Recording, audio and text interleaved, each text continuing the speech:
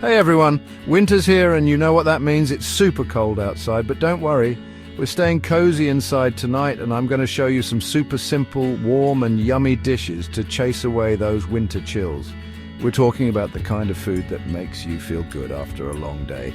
The kind of food that makes you want to snuggle up on the couch with a good movie.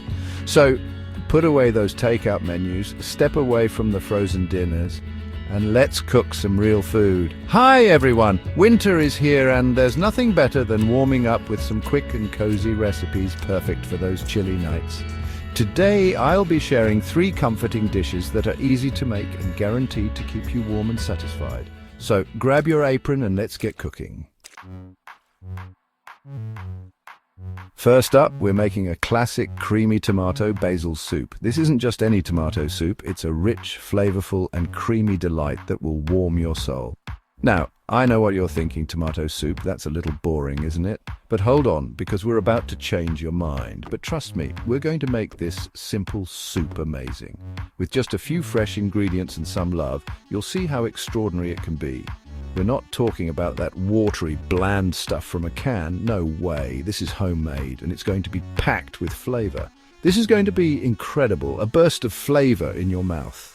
Imagine the taste of ripe tomatoes, fresh basil, and a hint of garlic all coming together. Okay, let's get started. You'll need some nice ripe tomatoes. The fresher, the better. If you can get them from a farmer's market, that's perfect. Don't even think about using those pale ones from the supermarket. We want flavor. The deeper the color, the richer the taste. Grab some garlic too. A few cloves is good. Garlic adds a wonderful depth to the soup. And of course, every tomato soup needs some good olive oil. It helps to bring all the flavors together and adds a nice richness. Now, turn your oven on to 400 degrees Fahrenheit. Roasting the tomatoes will enhance their natural sweetness.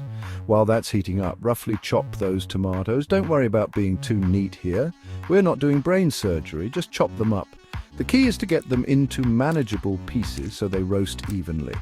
The more surface area, the better the caramelization. Do the same with the garlic. Give it a smack with your knife to release those good smells. This will also make it easier to peel. Put them on a baking tray with some olive oil, a pinch of salt and some black pepper. Seasoning is key to bringing out the best in your ingredients. We're going to roast these for about 20 minutes or until they're nice and soft. Keep an eye on them so they don't burn. Roasting the tomatoes makes their flavor stronger and gives the soup a nice smoky taste. The garlic will also mellow out and become sweet. See, I told you we were making this classic better. The aroma alone is enough to make your mouth water. While the tomatoes are roasting in the oven, let's get the rest of our ingredients ready. This will save us time later. We'll need some vegetable broth for flavor, some heavy cream to make it rich and creamy, and of course fresh basil for that great smell and taste. The basil will add a fresh herbaceous note. Once the tomatoes are roasted, put them in a blender. Be careful, they will be hot. Don't forget to scrape up all those yummy bits from the tray. That's where the flavor is. Those caramelized bits are gold. Add the vegetable broth to the blender and blend until smooth. You want a nice, even consistency. You can also use a hand blender if you want. Just be careful not to splash hot soup on yourself. Safety first. Now, pour the soup through a strainer to get rid of any tomato skins or seeds. This step is optional but highly recommended for a silky texture. You don't have to do this, but it makes the soup really smooth. It's a small step that makes a big difference. Put the soup back in the pot and put it on medium heat. We want to warm it up and let the flavors meld together. Now for the magic touch, the heavy cream. This will make the soup luscious and creamy. Pour in some, but not too much. We want the tomato flavor to stand out. Stir it in gently, stir it well and let it simmer for a few minutes to let the flavors mix. This is where the magic happens. Finally, just before serving, add some fresh basil leaves. This will give it a burst of fresh flavor. Trust me, the smell alone will make you hungry. The combination of tomatoes, garlic and basil is irresistible.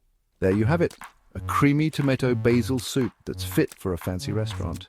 It's rich, flavorful and oh so comforting. Okay, maybe not a fancy restaurant, but it's super delicious. Your family and friends will be impressed. Serve it hot with a drizzle of olive oil and some fresh black pepper. These final touches make all the difference. A piece of crusty bread for dipping is a must. It complements the soup perfectly. Okay, let's move on to the next recipe. Stay tuned for more deliciousness. Next, we're making a dish that I absolutely love. One-pot cheesy chicken and rice. It's a recipe that's perfect for those busy weeknights when you want something delicious but don't have the time or energy to deal with a lot of cleanup. This is the ultimate comfort food, and the best part is it's all made in one pot. That means fewer dishes to wash and more time to relax and enjoy your meal.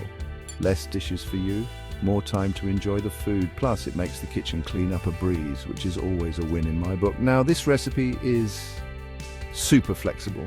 You can customize it to suit your taste and whatever ingredients you have on hand. You can use any type of rice you like, long grain, basmati, even brown rice if you want to be healthy. Each type of rice brings its own unique texture and flavor to the dish. And for the cheese, well, anything goes. The choice of cheese can really change the flavor profile of the dish. Cheddar, mozzarella, Gruyere, even a bit of blue cheese if you're feeling adventurous. Each cheese melts differently and adds its own special touch. The important thing is to use a good cheese that melts well. This ensures that the dish is creamy and delicious. First, grab some chicken breasts. These are a great source of protein and will make the dish hearty and satisfying. Now, I know some of you are thinking, chicken breasts, they're so dry. But don't worry, I've got a trick to keep them juicy. But listen, I'm going to show you how to cook them perfectly so they're juicy and flavorful. It's all about the technique. Get a large skillet or pot nice and hot over medium heat.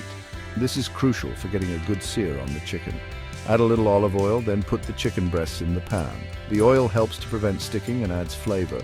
Season them with salt, pepper, and any other spices you like. This is where you can get creative with your favorite seasonings: paprika, garlic powder, onion powder, anything. These spices will infuse the chicken with amazing flavor. Cook the chicken for about 5 minutes on each side or until they're golden brown. This gives the chicken a nice crust. Don't worry if they're not cooked all the way through, they'll finish cooking in the sauce later. This ensures they stay moist. Once the chicken is browned, take it out of the pan and set it aside. We'll add it back in later. Now, in the same pan, add a bit more olive oil if needed, then add some chopped garlic and onion. These aromatics will build the base flavor of the dish. Use a good amount, don't be shy. The more the better. Cook them until they're soft and smell good, about 5 minutes. This step is key for developing deep, rich flavors. Now, it's time for the rice. This is the heart of the dish. Add your rice and cook it for a minute or two, stirring all the time. This toasts the rice and enhances its flavor. This brings out the flavor of the rice. It's a small step that makes a big difference. Next, pour in your chicken broth. This will cook the rice and add even more flavor. Use twice as much liquid as rice, so if you use 1 cup of rice, use 2 cups of broth. This ratio ensures the rice cooks perfectly. Stir everything, then bring it to a boil. This helps to combine all the flavors. Turn the heat down low, cover the pot, and let it simmer for about 15 to 20 minutes, or until the rice is cooked and the liquid is gone. This slow cooking process makes the rice tender and flavorful. While the rice is cooking, let's shred that chicken. This makes it easier to mix into the rice. You can use 2 forks to shred it or just chop it with a knife. Either way works great. Once the rice is cooked, stir in a lot of shredded cheese. This is what makes the dish so creamy and delicious. I mean a lot of cheese. Don't be afraid to go overboard. We want this dish to be super cheesy. The more cheese, the better. Add the shredded chicken back to the pot. Stir everything together and let it heat through for a few minutes. This ensures the chicken is warm and well combined with the rice and cheese. There you have it. 1 pot cheesy chicken and rice that's ready to eat. It's a complete meal in 1 pot. Serve it hot with some steamed vegetables or a salad. This adds a nice balance to the rich, cheesy rice. This is the kind of meal that you'll finish every last bite of. It's that good. Okay, let's move on to dessert. Stay tuned for something sweet and satisfying to end your meal on a high note. Well, for our last dish, we're making a hot chocolate lava mug cake. This dessert is so easy, anyone can make it. You don't need any special skills or fancy equipment, and the best part is it's ready in minutes. No long waits, just quick and delicious results. Perfect for when you want chocolate late at night or when you have unexpected guests. This recipe is all about quick satisfaction. It's a lifesaver for those sudden sweet cravings. We're talking about a warm, gooey chocolate cake that's cooked in the microwave. Yes, the microwave. It's magic in a mug. Don't knock it till you try it. First, grab a mug. Make sure it's your favorite one. Not just any mug.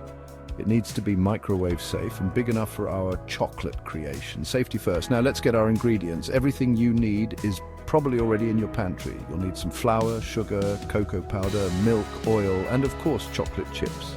Simple, right? You can use any kind of chocolate chips you like. Milk chocolate, dark chocolate, even white chocolate if you want. Customize it to your taste. In your mug, mix 4 tablespoons of flour, 2 tablespoons of sugar, and 2 tablespoons of cocoa powder. These are the building blocks of our cake. Stir it well with a fork. Make sure everything is well combined. Next, add 3 tablespoons of milk. This will make our cake moist and delicious. And 1 tablespoon of oil to the mug. The oil helps to keep the cake tender. Stir everything together until it's smooth. Take your time to get a nice, even batter. Don't worry if there are a few lumps. They will disappear during cooking. It'll all melt in the microwave. Trust the process. Now, for the best part, the chocolate chips. This is where the magic happens. Add a lot of chocolate chips to the middle of the batter. This will create that gooey lava center. The more chocolate, the better. Don't be shy with the chocolate chips. Put the mug in the microwave. Make sure it's centered for even cooking and cook on high for 1 to 1.5 minutes, depending on your microwave's power, or until the cake is cooked and the chocolate chips are melted and gooey. Keep an eye on it. Watch the cake carefully while it's cooking because microwaves can be different. You don't want it to overcook because microwaves can be different. Adjust the time if needed. You'll know it's done when the cake has puffed up nicely and the edges are firm, but the middle is still a little wobbly. That's the perfect texture. Carefully take the mug out of the microwave. It will be hot. Use oven mitts to be safe and let it cool for a minute or 2 before eating it. This helps the flavors to settle. There you have it, a hot chocolate lava mug cake that's ready in minutes. It's warm, gooey, chocolatey, and the perfect way to end a cozy night in. It's like a hug in a mug. Serve it with some whipped cream or ice cream for a real treat. Enjoy every bite. And there you have it, 3 super easy, super delicious recipes that are perfect for cold winter nights. Remember, cooking doesn't have to be a chore. It should be fun, it should be exciting, and most importantly, it should be yummy. So, ditch the takeout, put on your apron and get cooking.